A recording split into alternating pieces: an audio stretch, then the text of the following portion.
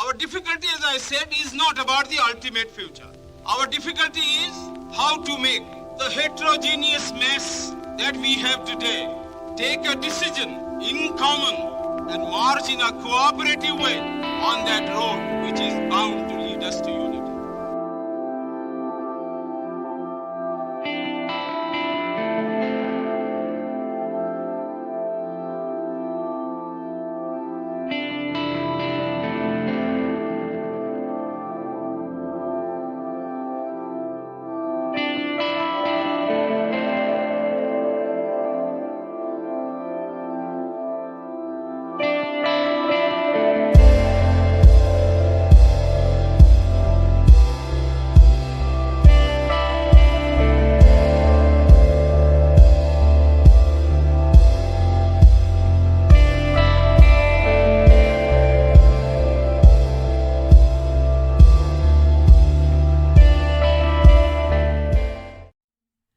ಎಲ್ಲರಿಗೂ ಭೀಮನಮನಗಳು.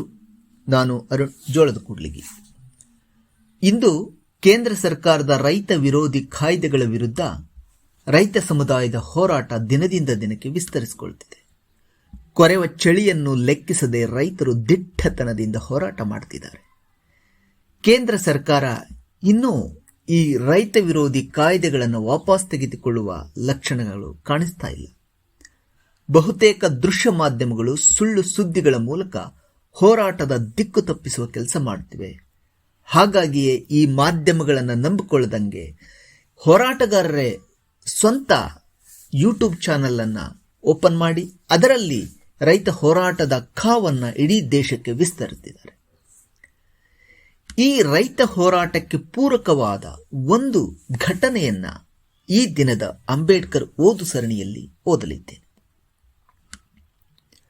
ಮುಂಬೈನ ಪ್ರಾಂತೀಯ ಅಸೆಂಬ್ಲಿಯಲ್ಲಿ ಕಾಂಗ್ರೆಸ್ ಮಂತ್ರಿಮಂಡಲವು 1938ರಲ್ಲಿ ಕಾರ್ಮಿಕರ ಹಿತರಕ್ಷಣೆಯ ನೆಪದಲ್ಲಿ ಟ್ರೇಡ್ ಡಿಸ್ಪ್ಯೂಟ್ ಬಿಲ್ ಅನ್ನು ಮಂಡಿಸಲಾಗಿರುತ್ತೆ.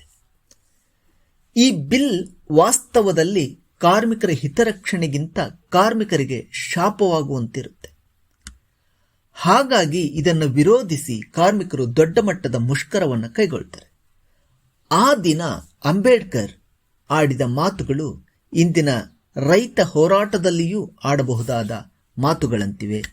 ಕೇಳಿ. ಈ ಭಾಷಣದ ಶೀರ್ಷಿಕೆ ಬಂಡವಾಳದಾರರ ಕೃಪೆಯಿಂದ ಶ್ರಮಜೀವಿ ವರ್ಗದ ಕಲ್ಯಾಣ ಅಸಾಧ್ಯ. ಮೊದಲೇ ಪ್ರಕಟಣೆ ನೀಡಿದಂತೆ ಕಳೆದ ಭಾನುವಾರ ದಿನಾಂಕ 16 ಅಕ್ಟೋಬರ್ 1938 ಸಾಯಂಕಾಲ 6:30 ಗಂಟೆಗೆ ಮುಂಬೈನ ಪ್ರಮುಖ ಕಾರ್ಮಿಕ ಸಂಸ್ಥೆಯ ಪರವಾಗಿ, ವಿಶೇಷವಾಗಿ ಸ್ವತಂತ್ರ ಕಾರ್ಮಿಕ ಪಕ್ಷ ಮತ್ತು ಟ್ರೇಡ್ ಯೂನಿಯನ್ ಕಾಂಗ್ರೆಸ್ ಪರವಾಗಿ ಕಾರ್ಮಿಕರ ಒಂದು ಸಂಯುಕ್ತ ಸಮ್ಮೇಳನವು ಪರಳಿನ ಕಾರ್ಮಿಕರ ಬಯಲಲ್ಲಿ ಏರ್ಪಟ್ಟಿತ್ತು. ಈ ಸಮ್ಮೇಳನವು ಅಧ್ಯಕ್ಷ ಸ್ಥಾನವನ್ನ ಬ್ಯಾನರ್ಜಿ ಜಮನ್ದಾಸ್ ಮೆಹ್ತಾ ಸ್ವೀಕರಿಸಿದ್ದರು. ಮುಂಬೈ ಪ್ರಾಂತೀಯ ಅಸೆಂಬ್ಲಿಯಲ್ಲಿ ಕಾಂಗ್ರೆಸ್ ಮಂತ್ರಿಮಂಡಲವು ಕಾರ್ಮಿಕರ ಹಿತರಕ್ಷಣೆಯ ನೆಪದಲ್ಲಿ ಟ್ರೇಡ್ ಡಿಸ್ಪ್ಯೂಟ್ ಬಿಲ್ ಅನ್ನು ಮಂಡಿಸಿತ್ತು. ಅದನ್ನು ನಿಷೇಧಿಸಲು 50,000 ಕಾರ್ಮಿಕರ ಭವ್ಯ ಸಮ್ಮೇಳನವನ್ನು ಏರ್ಪಡಿಸಲಾಗಿತ್ತು. ಅದೇ ರೀತಿ ಈ ಸಮ್ಮೇಳನದಲ್ಲಿ ದಿನಾಂಕ 7 ನವೆಂಬರ್ 1938ರಂದು ಮುಂಬೈ ಪರಿಸರದಲ್ಲಿ ಒಂದು ದಿನದ ಸಾರ್ವತ್ರಿಕ ಮುಷ್ಕರಕ್ಕೆ ಕರೆ ನೀಡಿ ಈ ಸರ್ಕಾರಿ ಬಿಲ್ ಅನ್ನು ಕಾರ್ಮಿಕರು ಅದೆಷ್ಟು ತೀವ್ರವಾಗಿ ವಿರೋಧಿಸುತ್ತಾರೆ ಎನ್ನುವುದನ್ನು ಬಹಿರಂಗವಾಗಿ ಸರ್ಕಾರದ ಗಮನಕ್ಕೆ ತರುವ ನಿರ್ಧಾರವನ್ನು ಸಮ್ಮೇಳನ ಕೈಗೊಂಡಿತು. ಕಳೆದ ಭಾನುವಾರ ಈ ಸಮ್ಮೇಳನದ ಪ್ರಚಾರಕ್ಕಾಗಿ ಕೆಲವು ಕಾರ್ಮಿಕರು ಮತ್ತು ಮುಖಂಡರು ಕಾರ್ಮಿಕರ ವಸತಿಯಲ್ಲಿ ಲಾರಿ ಏರಿ ತಿರುಗಾಡುತ್ತಿದ್ದರು. ಫೋಡಪದೇವ ಬದಿಯಿಂದ ಈ ಲಾರಿಯು ಹೋಗುತ್ತಿರುವಾಗ ಕೆಲವು ಗೂಂಡಾಗಳು ಅಡಗಿ ಕೂತು ಕಾರ್ಮಿಕರ ಲಾರಿಗೆ ಕಲ್ಲು ಹೊಡೆದರು. ಅನಿರೀಕ್ಷಿತವಾಗಿ ನಡೆದ ಈ ಕಲ್ಲು ತೂರಾಟದಲ್ಲಿ 10-12 ಕಾರ್ಮಿಕರಿಗೆ ಗಂಭೀರ ಗಾಯಗಳಾದವು. ರಕ್ತ ಸಿಕ್ತ ಅವರ ಬಟ್ಟೆಯನ್ನು ಬ್ಯಾನರ್ಜಿ ಮೆಹ್ತಾ ಸಭೆಯಲ್ಲಿ ಎಲ್ಲರಿಗೂ ತೋರಿಸಿದರು. ಆಗ ಕಾರ್ಮಿಕರು ಕಾಂಗ್ರೆಸ್ಸಿನ ಈ ಗುಂಡಾಗಿರಿಯನ್ನು ಬಹಿರಂಗವಾಗಿ ನಿಷೇಧಿಸಿದರು. ಬೆನರ್ಜಿ ಮೆಹ್ತಾ ಅವರು ತಮ್ಮ ಪ್ರಾಸ್ತಾವಿಕ ಭಾಷಣದಲ್ಲಿ ಕಾಂಗ್ರೆಸ್ಸಿನ ಹಿಂಸಾವಾದಿ ವರ್ತನೆಯನ್ನ ಖಂಡಿಸಿದರು. ಮೆಹ್ತಾ ಅವರ ಭಾಷಣದ ನಂತರ ಕರತಾಡನದ ನಡುವೆ ಡಾಕ್ಟರ್ ಅಂಬೇಡ್ಕರ್ ಅವರು ಭಾಷಣ ಮಾಡೋದಕ್ಕೆ ಎದ್ದು ನಿಂತರು. ಇದೀಗ ಅಂಬೇಡ್ಕರ್ ಅವರ ಭಾಷಣ. ಇಂದು ಇಲ್ಲಿಗೆ ಆಗಮಿಸಿ ಕಾರ್ಮಿಕ ಮುಖಂಡರ ಮತ್ತು ಕಾರ್ಮಿಕ ಬಂಧು ಭಗಿನಿಯರ ಎದುರಿಗೆ ಮಾತನಾಡುವ ಅವಕಾಶ ಯೋಗಾಯೋಗದಿಂದ ಲಭಿಸಿತ್ತು. ನನ್ನ ದೃಷ್ಟಿಯಿಂದ ಅಪೂರ್ವವಾದುದು. ಯಾವ ಬಿಲ್ಲನ್ನು ಬಹಿರಂಗವಾಗಿ ವಿರೋಧಿಸಲು ತಾವೆಲ್ಲ ಇಲ್ಲಿ ಸೇರಿದ್ದೀರಿ, ಆ ಬಿಲ್ಗಾಗಿ ನಾನು ಅಸೆಂಬ್ಲಿಯಲ್ಲಿ ನನ್ನ ಅಭಿಪ್ರಾಯವನ್ನು ಮಂಡಿಸಿ ಈ ಅನ್ಯಾಯಕರವಾದ ಕಾಯ್ದೆಯ ಬಗೆಗಿನ ಕಾಂಗ್ರೆಸ್ ಸರ್ಕಾರದ ಧೋರಣೆಯನ್ನು ಖಂಡಿಸಿದ್ದೇನೆ. ಆ ನಂತರ ಈ ಬಿಲ್ ಬಗೆಗೆ ಹೆಚ್ಚು ಸಮಯ ನೀಡಿ ಅಸೆಂಬ್ಲಿಯಲ್ಲಿ ಚರ್ಚೆ ಮಾಡಲು ಸಾಧ್ಯವಾಗಲಿಲ್ಲ. ನಿಜವಾಗಿಯೂ ಆ ಕಾರಣಕ್ಕೆ ನಾನು ಖೇದವನ್ನು ವ್ಯಕ್ತ ಮಾಡುತ್ತೇನೆ. ಆದರೆ ಹೋರಾಟದ ಈ ಕಾರ್ಯವನ್ನು ನನ್ನ ಗೆಳೆಯರಾದ ಬ್ಯಾನರ್ಜಿ ಜಮನ್ದಾಸ್ ಮೆಹ್ತಾ ಅವರು ಯೋಗ್ಯ ರೀತಿಯಿಂದ ನಿರ್ವಹಿಸಿದ್ದರಿಂದ ಈ ಸಮ್ಮೇಳನದಲ್ಲಿ ನಾನು ಅವರನ್ನು ಅಭಿನಂದಿಸುತ್ತೇನೆ. ಈ ಮಸೂದೆಯು ಕಾರ್ಮಿಕರ ಸ್ವಾತಂತ್ರ್ಯದ ಮೇಲೆ ಮತ್ತು ಹೊಟ್ಟು ಹಿತ ಸಂಬಂಧದ ಮೇಲೆ ಹೇಗೆ ಗದಪ್ರಹಾರ ಮಾಡಲಿದೆ ಎಂಬುದನ್ನು ಸದ್ಯದ ಅಸೆಂಬ್ಲಿಯಲ್ಲಿ ಈ ಬಿಲ್ಲಿನ ಚರ್ಚೆಯ ಕಾಲಕ್ಕೆ ಕಾರ್ಮಿಕರ ಪ್ರತಿನಿಧಿಗಳು ಕಾಂಗ್ರೆಸ್ಸಿನ ಗಮನಕ್ಕೆ ತರುವ ಪ್ರಯತ್ನವನ್ನು ಮಾಡಿದ್ದಾರೆ. ಇಂದಿನ ಸಮ್ಮೇಳನದ ಕಾರ್ಯಕರ್ತರು ಈ ಬಿಲ್ ಬಗ್ಗೆ ಅಸಂತೋಷ ವ್ಯಕ್ತಪಡಿಸಲು ಕರೆ ನೀಡಿದ ಒಂದು ದಿನದ ಸಾರ್ವತ್ರಿಕ ಮುಷ್ಕರಕ್ಕೆ ನನ್ನ ಬೆಂಬಲವಿದೆ. ಇದೇ ಬಗೆಯಲ್ಲೇ ಕಾರ್ಮಿಕರು ಸ್ವಂತ ಬಲದಿಂದ ಈ ಘಾತುಕ ಬಿಲ್ಲನ್ನು ಸದೆಬಡಿಯಲು ಪ್ರಯತ್ನಿಸುವುದು ಸದಾಕಾಲ ಹಿತಕಾರಿಯಾದುದು. ಈ ದೇಶದಲ್ಲಿ 1850ರಿಂದಲೇ ಜವಳಿ ಗಿರಣಿಗಳು, ಕಾರ್ಖಾನೆಯಂಥ ಬೇರೆ ಬೇರೆ ಪ್ರಕಾರದ ಉದ್ಯೋಗಗಳು ಶುರುವಾದವು. ಅಂದಿನಿಂದ ಸಾವಿರಾರು ಮುಷ್ಕರಗಳಾದವು.